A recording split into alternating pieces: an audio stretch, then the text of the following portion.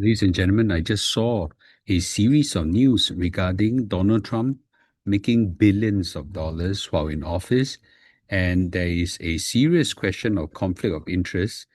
And I think this is a very serious problem. So let's take a look at what happened, and I think we should discuss about it and reflect whether this is correct, and more importantly, what will happen if this continue. So it's very clear right now that the US President Donald Trump is a president that has enriched his pocket and is a very profitable politician. Now, this is where the lines are very blurred. Now, I've got no issue if a politician is rich, but using political influence to profit yourself, I think that's a different thing altogether. So clearly, I did a analysis and found that President Donald Trump is clearly the most profitable US president ever. Now, the US Office of Government Ethics have released President Donald Trump annual disclosure. So politicians are required to release their financial profits and financial movements and things like that. And just a few days ago, it was released. It has 927 pages, far exceeded the number of pages that even the vice president and the other secretaries have. And in this 927 pages of disclosure, it was reported that he has an income of $2.2 billion, and of which you have $1.4 billion in crypto alone. And of course, before we go dive into the details, and it's actually a very long detail because he made a lot of money from many things. I think the question really is, should a president get involved into business while he's still in office? I think that's the key thing. So this brings in the question of legality, ethics, and optics. So now, clearly, is there a question of whether President Donald Trump has violated the law in US? Now, I don't know because I'm not a I'm not the FCC, I'm not the FBI or equivalent. I don't think it's right for me to take a look. And besides, he has disclosed everything. And the fact that he dares to disclose means he's probably above board. So I'm not going to go in on the topic of legality, but it is very clear, and I don't even need a legal lenses to take a look at the question of ethics and optics. So the question right now is it ethical for a president to kind of mix his office with some of the business, or should he actually kept them apart? Of course, he will say he kept them apart, but the optics, that means the appearance of what he has done was very ugly as well. So this is something that is very concerning, and I'll give you the details. So the various presidents in the past have always tried to keep themselves clean. Not all of them, but I think most of them try to do so. I give you some examples. Harry Truman, he left his office with almost no wealth, and he argued that presidents should never commercialize the office. Jimmy Carter has placed all his business interests into a trust arrangement to avoid a conflict of interest. George Bush did the same thing. He put all his investments into a blind trust, and that's widely accepted as a standard for ethical governance. On the other hand, Donald Trump retained ownership of a large business empire, and he has got the operations handled by his sons, and this is unprecedented. So the scale of his profits is incredible. So his crypto profits alone is $1.4 billion, and that occupies about 64% of all his profit. He make about 14% from real estate, golf, resort, hotels, licensing, stocks, and other profits as well. And this is quite concerning because he clearly made this while he was the president. Let me give you what he did. Okay, for example, he launched the Trump meme coin. Now, this is a crypto thing, and some of you may not understand, but think of it. Now, he launched a coin just before his inauguration, and everybody knows that he's going to be a president already. So of course, right, this is halo effect. Wow, the president is launching a coin, or the president-elect is launching a coin. Of course, this coin is going to do very well, right? So when he launched his coin, everybody bought, right? The price of the coin went up, and he profited a lot because he basically minted, or he produced the coin. I'm not even sure whether there's much cost in the production of this coin. And at a peak, it went up to $75. And within weeks, it crashed down to $20. Because at the heart of it, I always believe that crypto has no value. Yeah, I don't know what's crypto for. And as at July 2026, the coin is left with $1.65.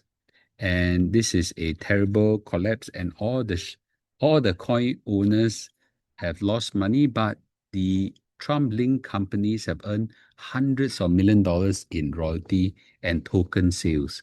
So they make a hell of money from this crypto meme coin. So the top 297 Trump meme coin token owners has received exclusive invitation to the residence of the president to have a VIP access with him.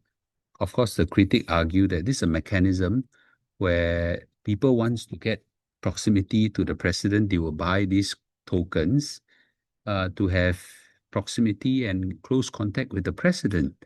And imagine that, I don't know, I'm not going to quote names, but if I'm the a very powerful politician in Singapore, in Malaysia, and I said, you buy this T-shirt from me, okay? It's got my name on it. If you wear the T-shirt, okay, you can come and see me in my home. Okay, I'll let the top 100 purchasers of this T-shirt come to my home and meet me. Isn't that a conflict of interest? I don't know. I'm not a lawyer, but I think the ethics and the optics looks very bad. So Donald Trump is linked with a institution called World Liberty Financials, and they were involved in tokens, stable coins, and things like that. Now, the Trump administration became very friendly and very nice to crypto, and clearly in the process, this institution company generated $500 million in revenue for him. Now, this is hard to say whether, there is a conflict of interest in terms of inside trading, but clearly this is something that optically doesn't look right. So just to let you know, the stablecoin policy was clearly linked with the World Liberty Financials. So World Liberty Financials launched its own stablecoin, and shortly after that, the Trump administration supported legislation favoring stablecoins. So here's a company that launched a stablecoin that's linked to the Trump family, and here the Trump administration launched a policy that favors stablecoin. Okay, as a result, of course, they profited from it. So it's not just crypto, but also many foreign companies and foreign governments, while negotiating with Donald Trump administration and Donald Trump himself, especially during the Liberation Day tariffs until now, uh, they were they were actively also talking to him about, let me invest in your businesses, let me invest in your projects, your family business, and things like that. So UAE, Saudi Arabia, Qatar, Romania, Kazakhstan were all involved in his family businesses or his ventures or projects, while actively negotiating with some of the policies and deals and tariffs with US. So can you see it's kind of a muddle up, right? So at the same time, there were a lot of stock purchases by Trump, especially during certain policy events. He purchased a lot Apple, Nvidia, Microsoft, Amazon. And that was then where a lot of policies were involved in this. And clearly this is something on the shade of gray. Now, I'm not an ethics expert and I'm not a lawyer. I can't tell you specifically which law did Donald Trump break, which I don't think outright there is. But clearly, I can quote some of the ethics lawyer. There's a former White House ethics lawyer called Richard Painter. The situation is deeply troubling. The combination of financial scale, crypto ventures, and foreign investment creates conflicts that are genuinely unprecedented in presidential history. So this is clearly a ethics lawyer actually saying that this is not right. This is not right.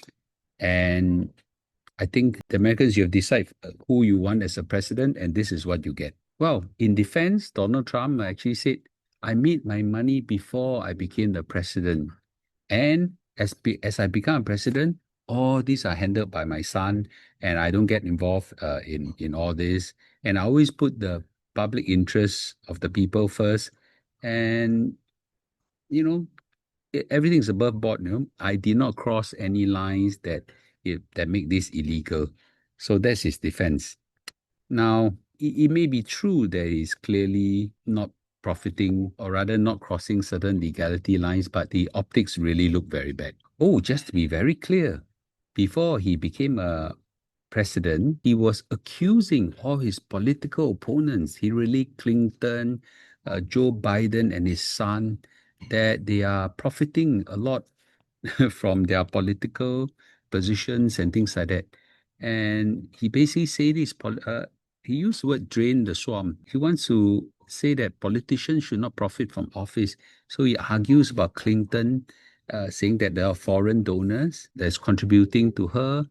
Joe Biden's office are profiting from some of the administration's, the father's influence, and there are a lot of conflict of interest. So he accused a lot of politicians of it. Wow, suddenly he becomes the most profitable president ever. So I don't know. It sure looked the pot calling the kettle black. I think this is more serious because this will set the precedent to not just politicians in US. In future, they will say, if the previous president can do it, so can I, right? And what is worse is that if that sets an example for other politicians in other countries, in Malaysia and Singapore, my goodness, right? We will have it really bad. So I think this is something that really needs a very firm line. Can politicians get involved in businesses, in stocks, in crypto? I think there must be some clear standards on this. So I think it's something, of course, for US to settle with their president. You guys are so smart that you chose such a good president, so you decide what is good and bad. For Singapore and Malaysia and whoever my viewers come from, I hope this problem don't come to our country. So the central question really is, should any democratically elected leader own businesses that could benefit from policies or your influence while you're in office? Should it be allowed? Okay. And what kind of steps is required for you to distance yourself from this? I think the line is very gray. We've seen many politicians, they have got sons and daughters, even themselves involved, especially in US. I think even in some other country, they have this as well. So it's a very, very dark and gray. I think at least in Singapore, we can safely say that this doesn't exist. I don't know whether one day this bad influence will ever come to the rest of the world. I hope not. So this is quite disgusting, and I'm quite disgusted. Are you all disgusted? So let me know your views, and I'll see you not tonight in the live stream. I'm at airport right now. I'll see you tomorrow. Bye bye.